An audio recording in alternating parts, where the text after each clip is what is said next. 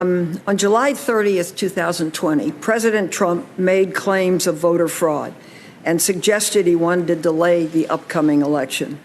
Does the Constitution give the President of the United States the authority to unilaterally delay a general election under any circumstances? Does federal law?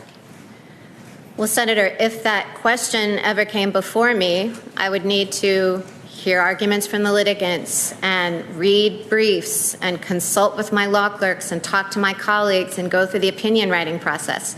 So, if I give off-the-cuff answers, then I would be basically a legal pundit. And I don't think we want judges to be legal pundits. I think we want judges to approach cases thoughtfully and with an open mind.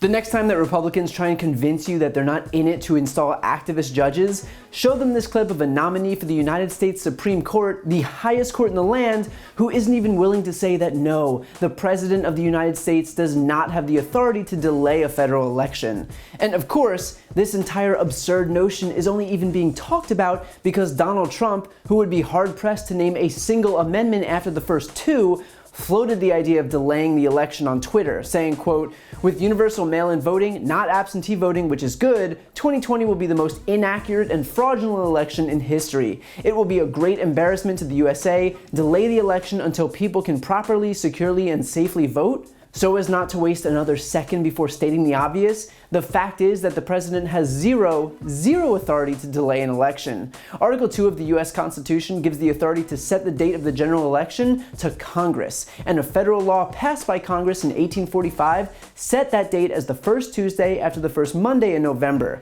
The only way to change that date is for Congress to craft new legislation that would then have to be signed into law by the president. It's that simple, and the fact that Amy Coney Barrett isn't willing to acknowledge that should give everyone serious pause here. And beyond that, according to the Constitution yet again, the 20th Amendment provides that, quote, "The terms of the President and the Vice President shall end at noon on the 20th day of January." And so even if this Republican power grab did come to bear and the election was delayed, which it wouldn't, but hypothetically speaking, Trump and Pence's terms would still expire on January 20th. What I'm trying to say is that regardless of whatever partisan hacks are propped up by the right, the Constitution is beyond clear that despite this authoritarian fever dream by Trump and his defenders, there is no planet on which this is a legitimate possibility. And a Supreme Court nominee should be the absolute first person to be able to acknowledge that. But consider for a second why Amy Coney Barrett won't answer it. It's because, since the beginning of her career, her job has been entrenching the power of Republican presidents. When she was just 3 years out of law school, at 28 years old, Amy Coney Barrett joined George W. Bush's legal team in the case of Bush versus Gore, where the Supreme Court essentially handed Bush the presidency by putting a stop to manual recounts in the state of Florida. And so now, faced with the prospect of being able to hand yet another Republican president the election, of course she's not going to preclude herself from doing so. She was even asked outright if she'd recuse herself if this very matter were to come in front of the Supreme Court, and she refused to do it. To protect confidence in both you and the court, will you commit to recuse yourself from any dispute that arises out of the 2020 presidential election? If presented to me, I would, like Judge Larson, apply that statute.